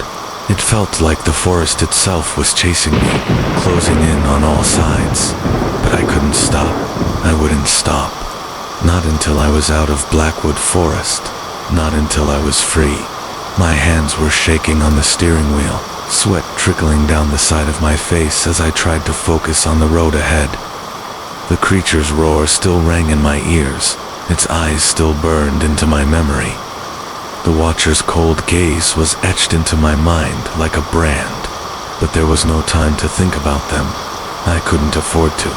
I had to get away. I had to survive, but the deeper I drove, the more I realized something. The road ahead wasn't the same road I had taken to get in. The trees were too close. The path was too winding. The fog was still thick, but it felt like it was closing in, constricting the space around me. suffocating the world. It was the forest. It was changing. I looked around, trying to spot something, anything that might give me a sign of where I was. But the road ahead was just as unfamiliar as the path I had just run. The trees, the fog, the feeling that something was wrong, it was all the same. I slammed the brakes. The truck screeched to a halt, the tires skidding on the gravel. I threw it in park and opened the door, stepping out onto the road, my breath heavy, my heart pounding in my chest. I could hear the sound of my own pulse, like a drumbeat echoing in the dead silence of the forest. But there was no silence. The whispering had begun. At first, it was soft, like a distant murmur. But as the seconds ticked by, the voices grew louder. The sound of the forest was no longer the gentle hum of trees swaying in the breeze or the chirping of crickets. It was something else. Something alive. Something that was watching me, listening to me. I turned, my eyes scanning the fog. The whispering was coming from all directions, as though the trees themselves were speaking, calling out to me. I could feel their presence, a constant pressure pressing in from every angle. Warren. The voice was faint, but clear. Rick. I spun around, my breath catching in my throat. I couldn't see him, but I knew it was him. I knew it. I could hear his voice, faint and distant, like he was right behind me. You have to fight it. Rick's voice was weak, distorted, but there was no mistaking it. It was him. He was still here. I shook my head, stepping back, my hands trembling. Rick. My voice cracked as I called out, my throat thick with emotion. Rick, where are you? But there was no answer. Just the sound of the forest whispering, the trees groaning, the ground shifting beneath my feet. I felt a chill spread across my body. The forest was alive, but it wasn't just the trees, the creatures, or the watcher. It was everything. The entire forest had become a single, living entity, and I had awakened it. I was part of it now. The ground trembled beneath me, and I stumbled, reaching out to steady myself against the truck. My heart raced as I realized I wasn't alone. I could feel the presence of something behind me, something large, something heavy. I turned just in time to see the creature. It wasn't just the shadow of it this time. It was real. Its massive form emerged from the fog, its glowing eyes locking onto mine, its jaws snapping open, revealing rows of teeth that glinted in the dim light. It was closer now, closer than ever before, and it was hungry. I couldn't run. The forest was too thick, the fog too dense. The creature was closing in, its growls reverberating in my chest, shaking the very earth beneath me. And then, the ground gave way. I felt it to pull. The earth beneath my feet shifted, and before I could react, the ground opened up. The mist seemed to swallow me, pulling me down, pulling me deeper into the forest's embrace. I screamed, but the sound was muffled, drowned out by the roar of the creature and the whispering of the forest. The earth beneath me was shifting, twisting, the roots pulling at my legs, dragging me down into the darkness. I was falling. I couldn't see where I was going, couldn't feel the ground anymore. The world around me was a blur, a mixture of fog, shadows, and trees. The creature's growl was growing louder, but I couldn't escape it. The forest was consuming me, pulling me deeper and deeper into its heart. And then I hit the ground. I landed hard, my body slamming against the earth. The impact stole the breath from my lungs, but I couldn't stop. I had to keep moving. The creature was closer now. I could hear it, smell its rancid breath in the air. It was closing in. I scrambled to my feet, my hands trembling as I tried to push through the underbrush, but the forest had other plans. The trees were alive, their roots reaching out, grabbing at me, pulling me back. The more I fought, the tighter they pulled, until I couldn't move at all. And then I heard it again. Warren, Rick's voice, clearer this time. Rick was calling me, his voice coming from somewhere in the distance. I could feel his presence, feel his struggle, and I just knew that if I didn't act now, I would never get out. The forest had claimed us both. With every ounce of strength I had left, I broke free from the roots that had ensnared me and stumbled forward, moving blindly through the fog. The growls of the creature were still close, but I didn't look back. I couldn't. The whispers were louder now, and the ground trembled beneath me, but I could still hear Rick's voice. It was still there. Come to me. It wasn't a command. It was a plea, a warning. I couldn't stop. I had to keep going, had to find him. I had to escape this nightmare that the forest had made me a part of. And then I saw it, the clearing. The truck was just ahead, but I wasn't alone. The fog swirled around me, thick and suffocating, blocking out everything except for the overwhelming presence of the trees. The whispering was growing louder, like a chorus of voices some distant, others so close they felt like they were speaking directly into my mind. The air was heavy with the scent of decay, the forest itself seeming to breathe in time with me, drawing me deeper into its heart. The truck was ahead.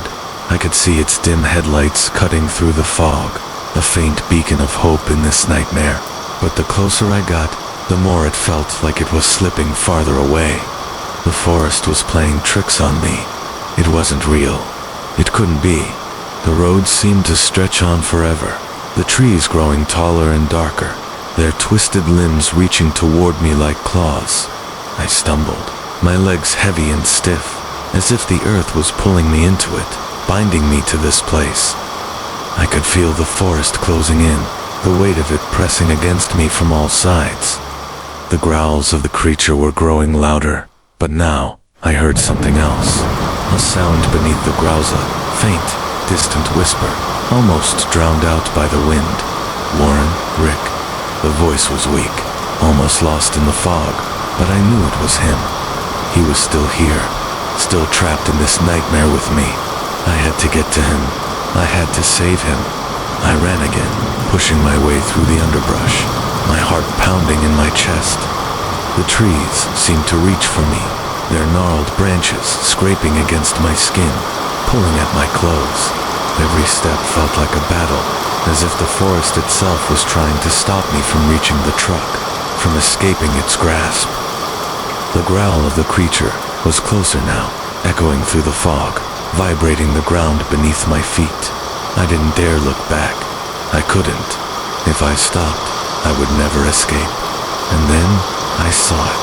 The truck was just ahead, a sliver of light cutting through the fog, its engine still running, its headlights shining like a lifeline in the darkness.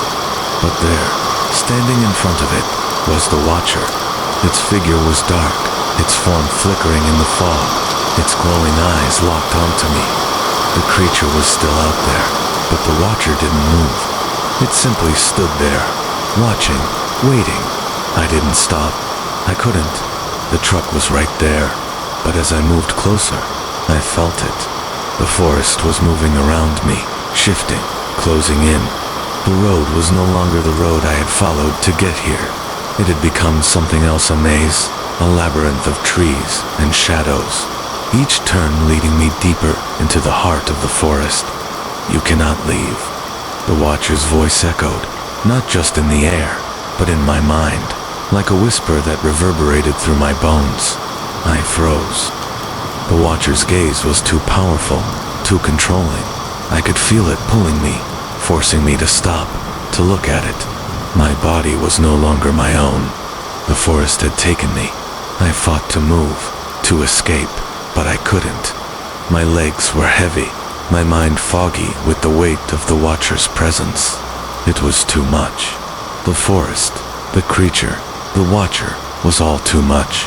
Warren, Rick's voice came again, faint but clear, cutting through the fog, breaking through the Watcher's grip. I turned, my heart skipping a beat. Ricky was close. He was out there, still trapped in this nightmare with me. Come to me. I didn't think. I didn't care about the creature, the Watcher, or the forest anymore. I had to get to Rick. I had to escape. With all the strength I had left, I pushed forward. My legs felt like lead, my chest tight with panic, but I forced myself to move. The truck was right there. The light, the warmth, the hope it was right in front of me. But then, a loud crack echoed through the trees. The creature's growl rose to a deafening roar, shaking the ground beneath me, and the watcher's eyes glowed brighter, like twin beacons of death. It was too late. The creature lunged from the fog, its massive claws swiping through the air. I barely had time to react. It was faster than I had ever imagined. Its claws raked across my side, and I felt a sharp, searing pain. I gasped, stumbling backward, but there was nowhere to go. The forest had closed in. The creature was too close. I didn't have time to think. The truck. I had to reach the truck. I pushed myself forward, ignoring the pain, ignoring the creature's growl, and lunged for the truck. My hand reached for the door handle, but just as I touched it, I felt the forest's grip tighten around me. I was trapped. The watcher's voice echoed in my mind, calm and detached. "You cannot escape, Warren Whitman. The forest has claimed you. There is no way out." I fought to open the truck door, but the metal felt frozen, like the forest itself had frozen it in place. The creature growled behind me, its presence closing in. And then, I heard it again, Rick's voice. "It's not too late." I turned, my heart pounding, and for the first time, I saw him. Rick was standing in the fog, his form distorted and twisted by the mist. His skin was pale, his eyes wide, but there was a faint glimmer of recognition in his gaze. He wasn't fully human anymore. He had been consumed by the forest, like all the others. He was part of it now, but he was still here. "You can still fight it." His voice was weak, barely a whisper, but it cut through the fog like a lifeline. "You can still escape."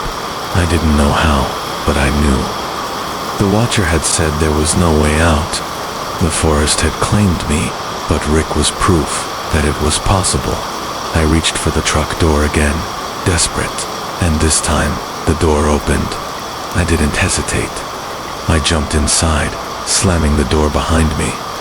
The creature's growl echoed in the fog, but I didn't look back. I didn't have time. The truck roared to life, and I floored the gas pedal. The forest closed in behind me, the mist swirling in my rearview mirror, but I was moving. The road, the path, it was clear. I was driving, and I could feel it. The pull of the forest had faded, but as I sped away, I knew one thing. The forest was always waiting. I drove faster than I had ever driven before, my hands gripping the steering wheel with a strength I didn't know I still had. The forest was fading behind me, but its presence was still there, lingering like a dark cloud hanging over the horizon. I could still feel the Watcher's eyes on me, could still hear the growl of the creature, faint but ever present in my mind. The truck bounced over the uneven road, the tires kicking up dust and gravel as I sped down the narrow path that led out of Blackwood. But the fog still clung to the road, swirling around the truck like a living thing, thick and oppressive. It made it hard to see ahead, hard to tell where I was going. The trees seemed to move in the mist, their shapes bending and warping as though they were watching me. I could still hear Rick's voice echoing in my head. "You can still escape." But was that really possible? Could I really escape this place? Was I just running away? Or was I running toward something far worse? The road ahead curved, and in the distance, I saw it, the edge of the forest, the light at the end of the tunnel, so to speak. But as I neared it, something felt wrong. Something felt too quiet. The fog began to thin out, but the trees, they looked different now. They were no longer the towering pines and oaks I had passed earlier. These were barren, twisted, their branches like skeletal hands reaching for the sky. The ground beneath me seemed to tremble, as if the earth itself was waking up. I slammed on the brakes. The truck jerked to a halt, tires skidding across the dirt road. I didn't know why I had stopped, but I felt the pull. Something was wrong. The fog thinned further, and before I knew it, I found myself at the edge of an open clearing. But this wasn't like any clearing I had seen before. It was unnatural. The trees surrounding the clearing were bent, their trunks twisted into odd shapes, as if they were trying to escape something deep within the ground. The air was thick with an oppressive energy, and the ground was stained with a dark, sticky substance like blood. My stomach churned, and I felt the weight of something malevolent pressing down on me. This was no ordinary forest. It wasn't even part of the Blackwood I had known. I felt a sharp chill run down my spine, and that's when I saw it the whole. At the center of the clearing, there was an opening in the ground, a deep, yawning hole, black and uninviting. It was as if the earth itself had been ripped apart, revealing a darkness that seemed to stretch on forever. My heart skipped a beat. It wasn't just a hole, it was a gateway, a hole to something deeper, darker than anything I had ever imagined. The air grew colder. The ground beneath me began to shake, and the whispering started again, louder this time, more urgent, like a chant rising from the depths of the earth. I couldn't breathe. The fog was thickening again, swirling faster around the clearing, moving toward the hole. The trees seemed to lean in, their limbs swaying with unnatural rhythm, like they were preparing for something. I turned back to the truck, my breath coming in short gasps, but I couldn't leave. The feeling in my chest told me that I couldn't just walk away from this. I had come so far, but now I was standing at the threshold of something else, something that had been here long before me. The creature's growl pierced the air again, but it wasn't coming from behind me. It was coming from within the hole. And then I saw it. The creature emerged from the darkness, its massive form rising up from the depths. It wasn't the same beast I had seen before. This one was larger, its body covered in jagged, twisted scales, its eyes glowing brighter than ever, burning with rage and hunger. It stepped forward, its limbs stretched unnaturally long, its claws scraping against the earth, digging into the ground as though it was part of it. I was paralyzed. The forest had claimed me. But now, it wasn't just a forest. The creature wasn't just a predator. It was a part of whatever ancient malevolent force had taken root in this place. And I was standing at the edge of its heart. You cannot run, Warren Whitman. The Watcher's voice echoed through my mind again. The words wrapped themselves around me like chains, pulling me back into the darkness. I took a step back, my heart pounding. The creature was getting closer, its massive form emerging from the hole, its eyes locked on me. Its growl was deafening now, the sound of its fury vibrating in the air. I couldn't move. I couldn't breathe. I was trapped. And then, from the fog, a voice, Rick's voice. Fight it. You have to fight. The voice was faint, like a whisper from the depths of the earth, but it was clear. Rick was still there, trapped in the heart of the forest, calling to me. I couldn't give up. I didn't know how much time I had, but I knew one thing. The forest wouldn't stop until I was part of it, until I was consumed by the darkness beneath it. I turned back, toward the truck. I had to leave. I had to get away, to escape whatever this was before it swallowed me whole. I reached for the door, my hand shaking as I gripped the handle. But then, something pulled at my arm. The creature. It was faster now, its claws slashing through the air, sending the wind howling as it closed the distance. I could hear its roar, feel its fury, and then, from behind me, the ground shook violently. The earth split open beneath my feet, and the hole seemed to expand, pulling me toward it. I was falling. I fell. The ground beneath my feet gave way, and I was plummeting into the abyss, the world around me spinning in a whirlwind of darkness and fog. The creature's roar echoed above, distant but filled with an insatiable hunger that rattled the air itself. But the deeper I fell, the more I could feel at the forest. The air was thick with something ancient and dark, suffocating, pulling me toward something I couldn't comprehend. The trees, The roots, the earth beneath it, was all alive, and it was hungry. The forest had been waiting for me, for anyone foolish enough to walk its paths. And now, as I fell deeper into the heart of it, I realized the terrifying truth. The forest was the creature. The creature was part of the forest. There was no separation between them.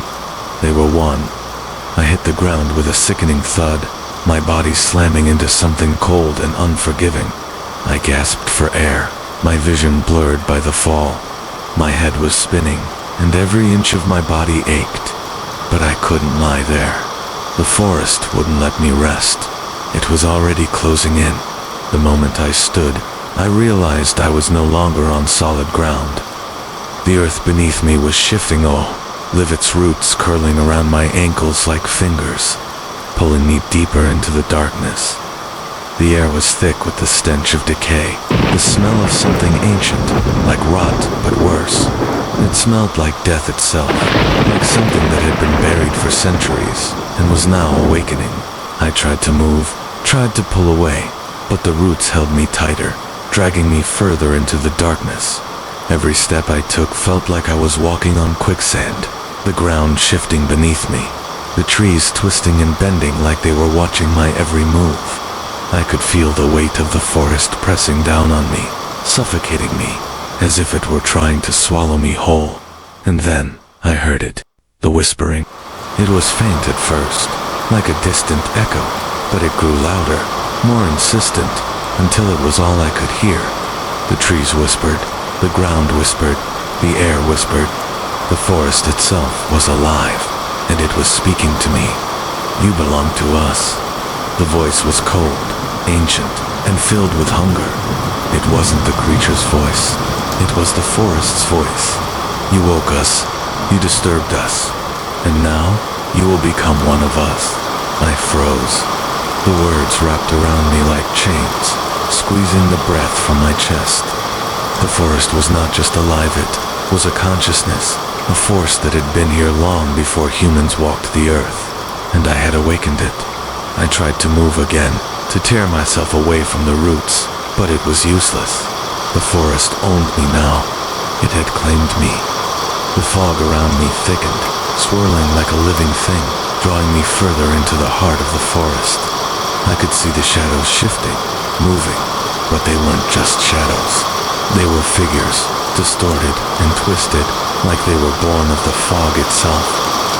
Their eyes glowed faintly in the darkness, watching me, waiting. The forest was full of them. Join us. The whisper was louder now, almost deafening.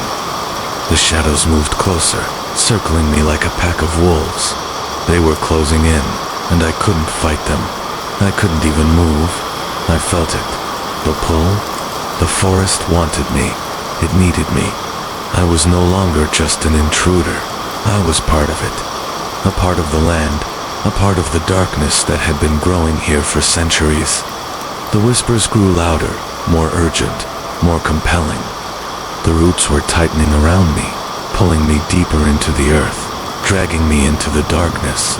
And then I saw it, the heart of the forest. It was alive, a massive, twisted tree at the center of the clearing, its trunk so thick that it seemed to stretch to the sky, its roots plunging deep into the earth, as though they were feeding off it. The tree was ancient, its bark twisted and dark, covered in veins of glowing light. Its branches reached toward me, their shadows long and twisted, like they were inviting me. This was it, the center of the forest, the source of its power, and it was here, waiting for me, waiting to claim me.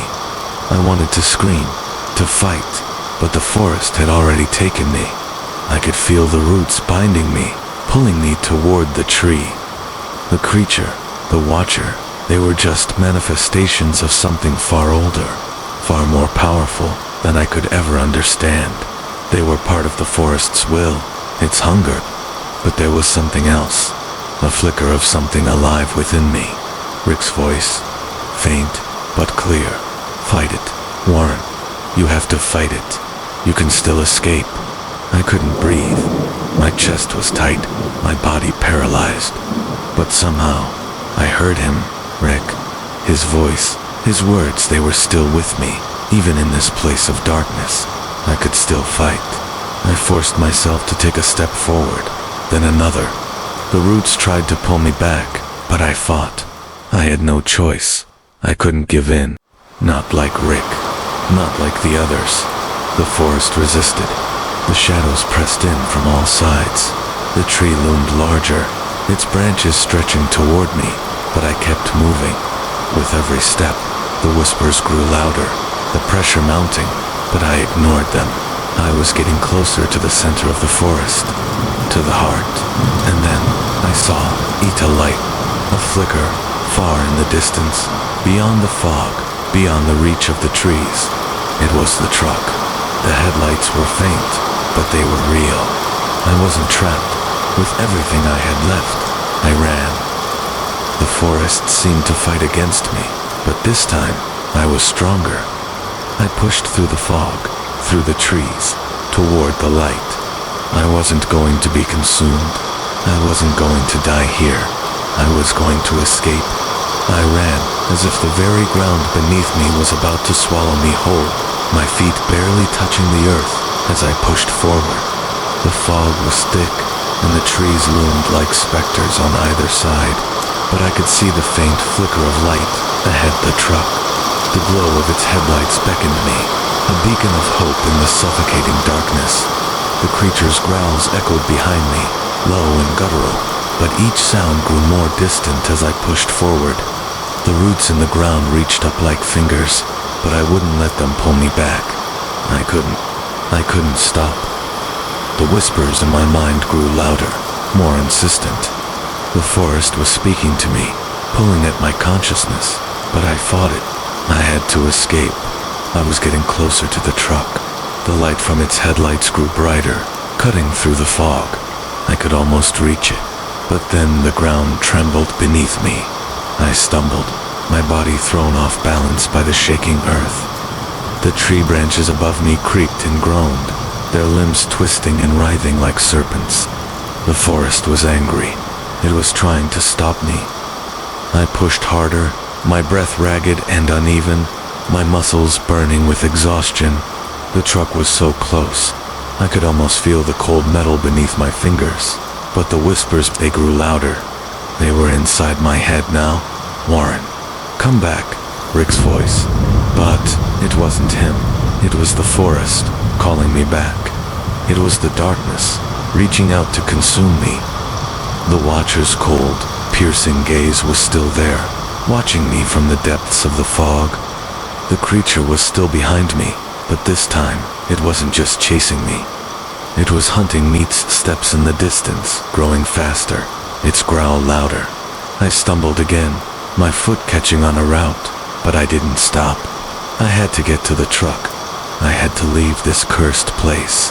But just as I reached for the truck door, I heard it a roar, so deafening that it felt like the ground itself had split open.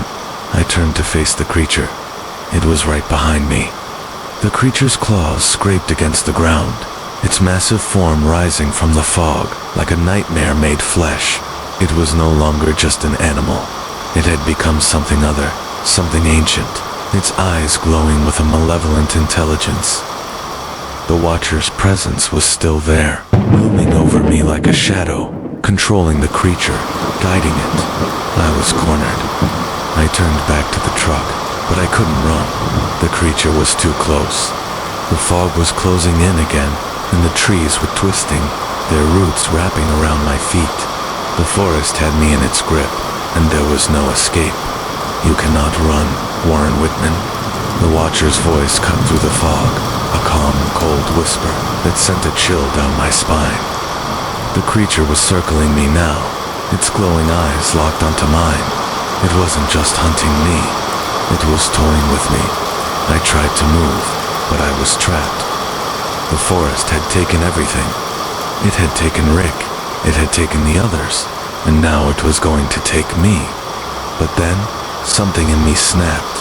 I thought of Rick, of the others, of everything I had fought for. I thought of the life I had left behind, the people who would never know what happened to me, the world I had once known, and I realized I couldn't give in.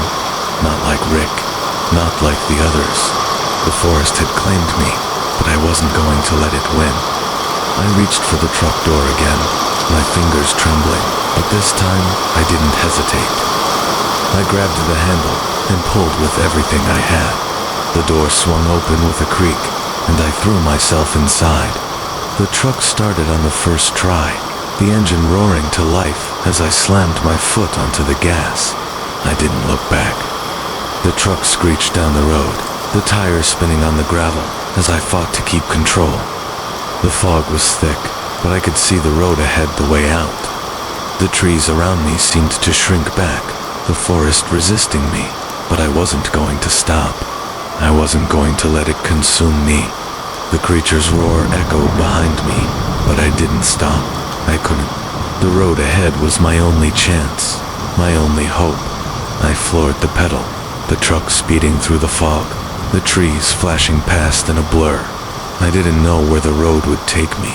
I didn't care. I just needed to get out. And then I saw it, the edge of the forest. The trees started to thin out, the fog lifting, and I saw the familiar sight of the highway. I was free. The truck swerved onto the road, the trees falling away behind me. And for the first time, in what felt like an eternity, I could breathe again. The creature's growl faded, and the whispers in my mind grew quieter. I had escaped, but as I drove into the night, heading toward the distant lights of civilization, I couldn't shake the feeling that the forest was still there, watching, waiting. It wasn't over.